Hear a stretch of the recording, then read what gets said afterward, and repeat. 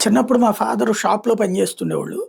వాళ్ళకి ఏడాది అయ్యాక లాభం కనబడ్డాక బోనస్ ఇచ్చి అందులో పనిచేసే గుమస్తాలందరినీ కూడా టూర్‌కి పంపించేవాళ్ళు. అట్లాగ ఓసారి చెన్నై తీసుకెళ్లారు వాళ్ళని. అప్పుడు మా నాన్న ఏంటి ఛార్జీల వరకు నేను పెట్టుకుంటాను. ఈ భోజనాల ఖర్చులు వీటిట్లో కలిసిపోతుంది కదా! మా అబ్బాయిని తీసుకెళ్తానని అడిగితే తీసుకెళ్ళమన్నారు. అట్లాగే నేను మా నాన్న షాప్‌లో గుమస్తాలతో కలిసి చెన్నై వెళ్ళా. తమిళనాడు అప్పుడు అదే మద్రాస్ అప్పుడు. అక్కడ ఎక్కడ చూసినా మన భాష మాట్లాడేవాళ్ళు ఉండేవాళ్ళు కాదు. "ఒందు రొందు రూపాయ రొందు ముంజ రూపాయ" అంటూ మాట్లాడుతుంటే అప్పటికప్పుడు కొన్ని పదాలు అలవాటు చేసుకున్నాం. అట్లాగా అంటే వేరే రాష్ట్రానికెళ్ళింది ఫస్ట్ టైమ్ అనమాట అప్పుడు. ఆ టైమ్‌ది చూసినటువంటోడిని తర్వాత జర్నలిజం ఫీల్డ్‌లోకొచ్చిన తర్వాత అనేక సార్లు ఎళ్ళి తమిళనాడు.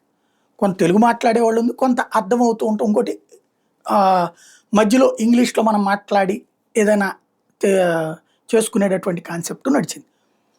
ఎందుకని? కాస్త చదువుకున్నాం గాబట్టి. ప్లస్ ఇప్పుడు దేశంలోని అనేక ప్రాంతాలు తిరిగాను, విదేశాలకు తిరిగాను. భాషలు వేరే అక్కడ.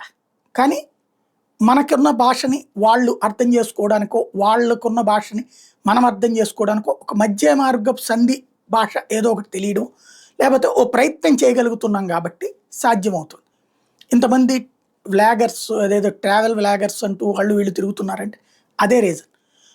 ఇప్పటికి దానికి తోడు ఈ బోర్డులవన్నీ వివిధ భాషల్లో ఉంటూ ఉండటం వీటి ద్వారా సాధ్యమవుతుంది. ఇప్పుడు మరొక అడుగు అంటే ఇవన్నీ టెక్నాలాజికల్‌గా సర్వీస్ ఓరియెంటెడ్‌గా జరుగుతున్నటువంటి మార్పులు.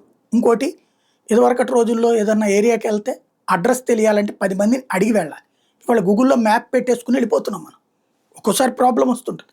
బట్ నియర్‌లోకి వెళ్ళగలుగుతున్నాం. ఆ నియర్‌కెళ్ళాక ఎతుక్కుంటే సరిపోతుంది. అట్లా గూగుల్ ఇప్పుడు రియల్ టైమ్ ట్రాన్స్‌లేషన్ ఒక అద్భుతమైన ఆలోచన. ఇప్పటిదాకా అవతల మనం ఒక వాయిస్‌ని అందులో వినిపించి దాన్ని తర్వాత తెలుగులో తీసుకోవడం. ఇప్పుడు అలా కాకుండా రియల్ టైమ్ ట్రాన్స్‌లేషన్ అన్నది చాలా మంచి ఆలోచన.